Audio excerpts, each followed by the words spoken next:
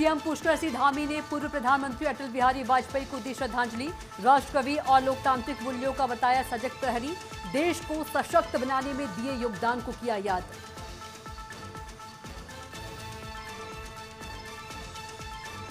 UP के 78,000 ration कोटेदारों को CM योगी की बड़ी सौगात। 90 से बढ़ाकर 125 रुपए हुआ कोटेदारों का लाभांश।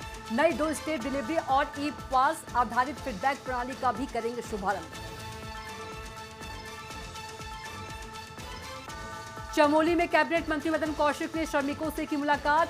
टनल हादसा प्रभावितों की हर संभव मदद का दिलाया भरोसा। श्रमिकों के हित और सुरक्षा बताई सरकार की पहली प्राथमिकता।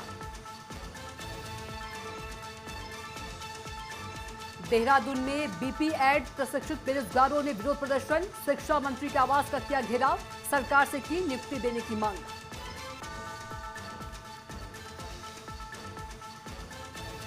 रामनगर में मुठभेड़ के बाद पुलिस ने किया बदमाश को गिरफ्तार। फायरिंग में घायल अपराधी को कराया अस्पताल में भर्ती। लंबे समय से फरार चल रहा था कुख्यात बदमाश।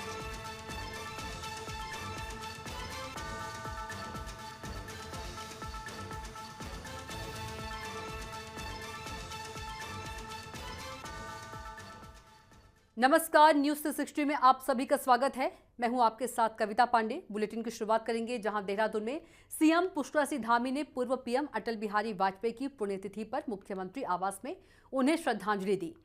बता दें कि सीएम ने कहा कि अटल बिहारी वाजपेयी मां भारती के उपासक, राष्ट्रवादी चिंतक के साथ कवि और लोकतांत्रिक मूल्यों के सजग प्रहरी थे।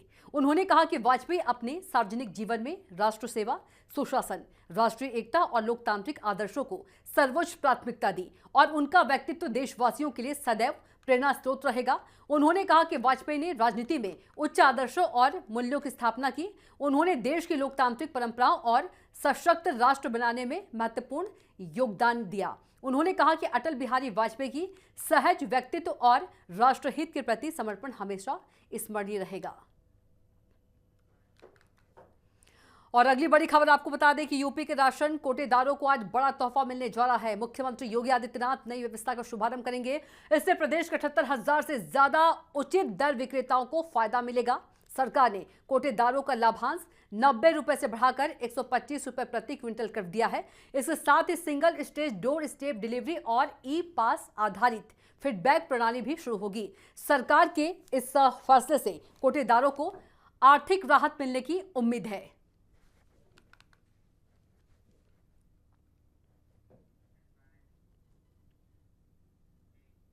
अगली खबर का रुख करेंगे जहां चुनावी साल से पहले योगी सरकार आउटसोर्स कर्मचारियों को लेकर बड़ा कदम उठाने जा रही है। सरकारी विभागों में करीब 1 लाख नए आउटसोर्स कर्मचारियों की भर्ती की तैयारी है, जबकि पहले से काम कर रहे 2,75,000 से ज्यादा कर्मचारियों के मानदेय में भी बढ़ोतरी होगी। नई व्यवस्था में भर्ती जैम पोर्टल के जरिए एजेंसी चयन से होगी।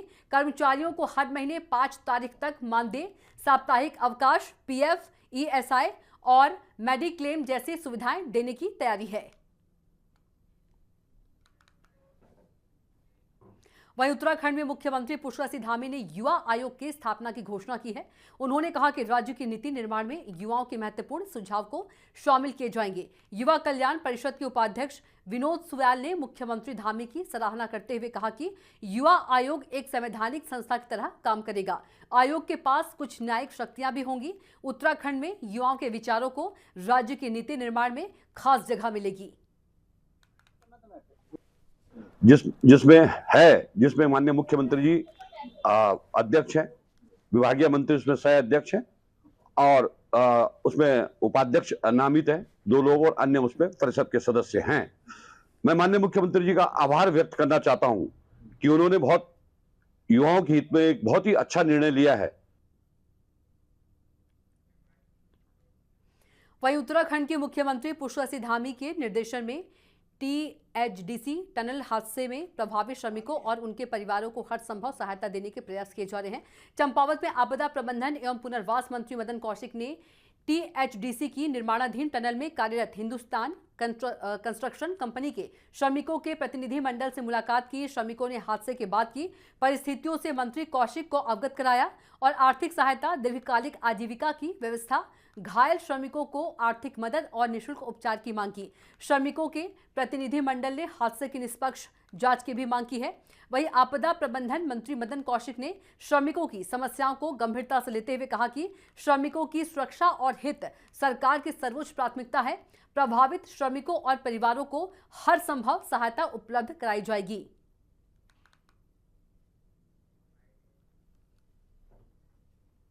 और साथ साथ ये भी है कि अभी जो पानी है, जब कभी अगर पानी निकालने की जो स्पीड है, अगर वो उसको जो मुझे बताया कि अगर उसको 2 घंटे 1 घंटा रुकते हैं किसी टेक्निकल कारण से, मलबा आने के कारण या कुछ, तो वो पानी वहाँ फिर इकट्ठा होना शुरू हो रहा है। यानी अभी भी पानी की जो बताया वो 1 मीटर से थोड़ा ज़्यादा ही है, जो इस समय भी मलबा और पानी है। तो इसलिए जो हमारा रेस्क्यू ऑपरेशन है वो भी जारी स्वरूप में रहेगा। वहीं देहरादून स्थित भाजपा प्रदेश कार्यालय में पूर्व प्रधानमंत्री अटल बिहारी वाजपेयी की 8वीं पुण्यतिथि पर श्रद्धांजलि कार्यक्रम आयोजित किया गया। पार्टी पदाधिकारियों और कार्यकर्ताओं ने अटल जी के चित्र पर पुष्प अर्पित कर उन्हें श्रद्धापूर्वक नमन किया। पर्यटन मंत्री सतपाल महाराज ने अटल बिहारी वाजपेयी को भावभीनी श्रद्धांजलि देते हुए कहा कि उनका जीवन, व्यक्तित्व और राष्ट्र सेवा के प्रति समर्पण आज भी देशवासियों और भाजपा कार्यकर्ताओं के लिए प्रेरणा स्रोत है। भाजपा कार्यालय सचिव जगमोहन रावत ने कहा कि देश के विकास के साथ उत्तराखंड राज्य के निर्माण में भी अटल जी का योगदान हमेशा याद रखा जाएगा। कार्यक्रम में भाजपा के वरिष्ठ नेता, पदाधिकारी और बड़ी संख्या में कार्यकर्ता मौजूद रहे। आज हम लोग माननीय अटल जी को श्रद्धांजलि देने यहाँ आए हैं और मेरा उनके साथ बहुत ही भावात्मक संबंध था। जब मैं मेंबर ऑफ पार्लियामेंट बना तो मैंने उनसे आग्रह किया कि अपना निवास 6 रायसीना रोड मुझे प्रदान करने की कृपा करें। तो हंसते हुए उन्होंने कहा कि आप एक संत हैं, मैं अपना निवास आपको दूंगा। और निश्चित रूप में उन्होंने अपना निवास की स्वीकृति दे करके मुझे कृतार्थ किया।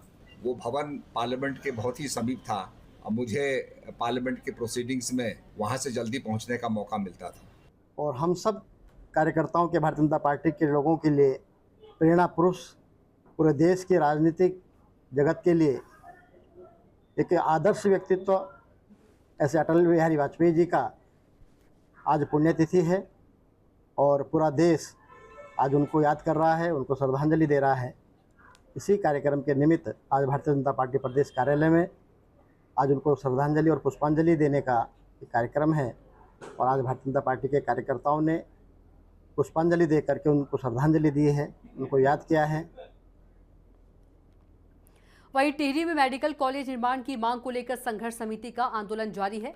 15 दिन का अल्टीमेटम खत्म होने पर संघर्ष समिति ने बौराड़ी में अनिश्चितकालीन धरना शुरू कर दिया। मेडिकल कॉलेज की मांग को लेकर रैली में सैकड़ों लोग शामिल हुए।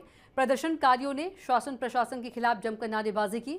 वहीं आंदोलन के समर्थन में नई टिहरी और बौराड़ी का बाजार पूरी तरह से बंद रहा। व्यापारियों ने प्रतिष्ठान बंद कर संघर्ष समिति को अपना समर्थन दिया। समिति सदस्य ने कहा कि जब तक मेडिकल कॉलेज निर्माण की मांग पर ठोस निर्णय नहीं लिया जाता, अनिश्चितकालीन धरना जारी रहेगा।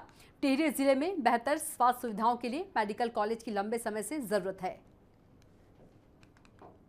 कॉलेज की मांग को लेकर सड़कों पर उतरी है। निश्चित तौर से उनका सरकार पे विश्वास खत्म हो गया है, टिहरी के विधायकों पर विश्वास खत्म हो गया। और टिहरी के विधायक, मैं आपके चैनल के माध्यम से उनसे सवाल पूछना चाहता हूँ, कहाँ है टिहरी के विधायक? मैं तो सुबह देख रहा था उनकी गाड़ी उनके घर के बाहर खड़ी थी। क्यों यहाँ पर समर्थन देने नहीं आए?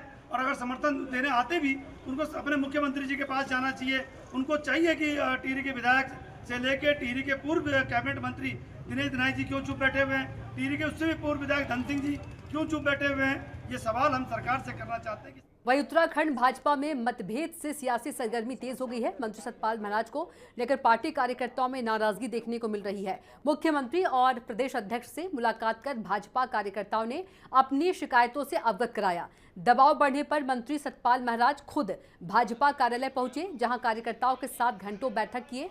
बता दें कि संवादहीनता और गलतफहमियों की बात स्वीकार करते हुए उन्होंने कहा कि मामला सौहार्दपूर्ण माहौल में सुलझा लिया गया है। वहीं बैठक के बाद कार्यकर्ताओं ने आरोप लगाया कि विधानसभा क्षेत्र में खुलेआम भ्रष्टाचार हो रहा है। कई बार शिकायत करने के बावजूद सुनवाई नहीं हो रही है।